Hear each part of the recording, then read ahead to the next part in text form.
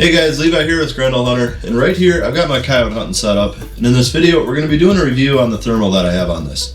So this is from Predator Thermal Optics, and this is the Sniper LRF model, and we're going to be looking at the specs on it and looking at some footage that I've gotten with it, and also doing a comparison between 384 resolution and 640. So let's jump right in.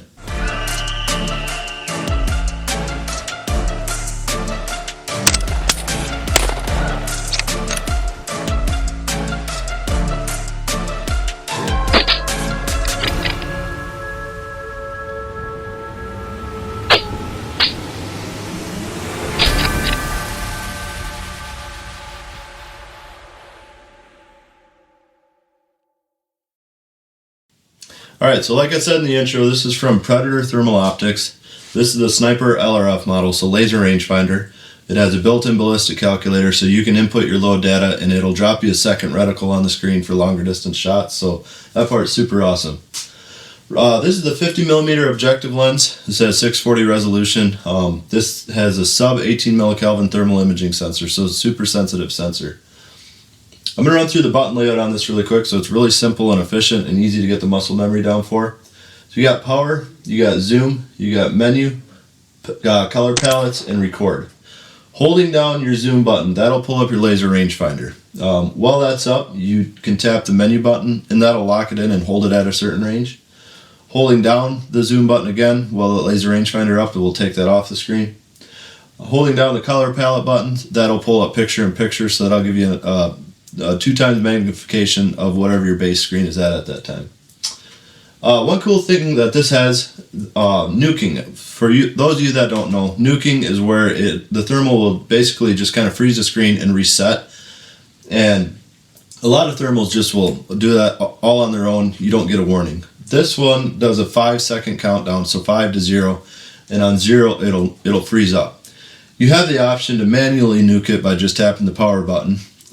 But the nice thing about that countdown is when you're looking through your scope at some coyotes out in the field and you're getting ready to take a shot, it's not just going to nuke out of nowhere on you. It gives you a countdown and lets you know when that's going to happen. And you know, you can manually nuke it at that time or just let it run its process. But you know it's not going to nuke right as you're about to pull the trigger. So that part's really sweet. This has 1-shot 0. So I tried to get a video of this with a GoPro. So it's not perfect, but basically trying to get a video to show you how easy it is to use this feature. But you shoot your first shot and then identify where your bullet hit, and you put your crosshairs on your target, you freeze the screen, you move your reticle to where your bullet hit, and you hit save, you're locked in, and as long as you get it right on the first try, it is literally 1-shot 0. If you're a little off on your guess of where that bullet hit, you might have to do it a couple times, but it's super simple and easy to use, so that part's really cool. Batteries with this. So this takes a 26-650. It comes with 2 of them, and it also comes with an adapter for 18-650 batteries as well. But batteries on it, the battery life on those is rated for up to 10 hours. And in my experience with it, battery life is awesome. I have yet to have a night of hunting where I've had to swap out batteries at any point, so I've been really happy with those. One other cool feature about the batteries is you don't have a proprietary internal battery on this. So I don't have to worry about my battery going bad in this thermal and I have to send my whole thermal off to be warrantied. If one of those 26-650 batteries ever goes bad, I go on Amazon, buy one, and I'm hunting the next day with it. And they're also cheap. They're I think $20 for one of these batteries, as opposed to some brands out there you're looking at $100 or more. So that part's really cool. Warranty, all warranty work is serviced in Michigan. And one really cool thing I want to touch on with Predator Thermal Optics, if you do any research on them, one of the things that's going to pop up right away from reviews on them is how great their customer service is. And in the last couple months that I've had this and talked to the guys over there and built a relationship with them, I can say just that. Their customer service over there is phenomenal. The mounts on this, it comes with a Burris PE-PR mount. I don't have it on this one right here, but you can use any 30mm mount, ring mount system on it, so it doesn't take a proprietary mount, so that part, again, is pretty sweet. Yeah, I think next we'll jump into some thermal footage and kind of show you guys how detailed this is, and Yeah, let's jump into that now. So this thermal has a built-in 32 gigabyte memory for photo and video recording. Video recording is with sound, and in this first clip I have the sound turned down for most of it just because of how windy it was. But you can see this group of 4 coyotes we had come in. I'm going to arrange one here on the left in a second. And real nice, crisp, clear picture. It took them quite a while to get from the 221 yards to about 100, which is where we took the first shot. So I'm going to fast forward to that part here. But again, like I said, nice, crisp, clear picture. That 50mm objective lens gives you a nice sight picture that's easy to make follow-up shots and to see a lot more of the field here. This next clip is just to show how sensitive this thermal is. This is a mouse running around on the snow at roughly 100 yards. In this one, the larger heat signature you see is a rabbit at 167 yards. And some of the mice you see in the background there are well over 200 yards away.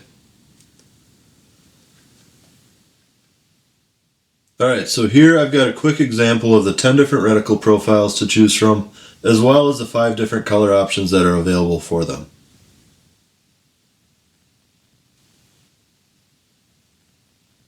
Alright, so next up we're going to do a side-by-side comparison with the Harvester. So this is a 35mm objective lens and 384 resolution.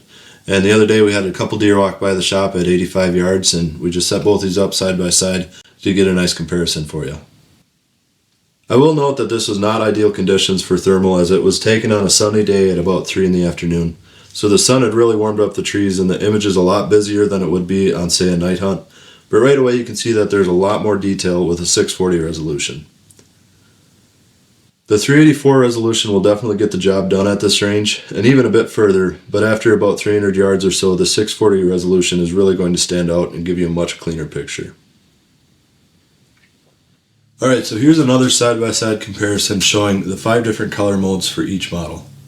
Everything is going to be the same here, except that the Harvester has a red hot mode and the Sniper has a green hot. This is a good time to talk about the difference in pixels between the 384 and 640 resolution. The 384 by 288 thermal sensor has approximately 110,000 pixels, while the 640 by 512 has about 327,000.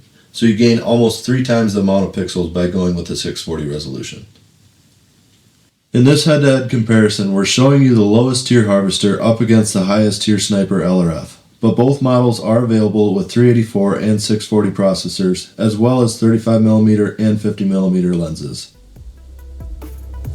Well guys, when comparing the price, specs, and quality of these thermals to other ones on the market, Predator Thermal Optics is a clear winner in my opinion.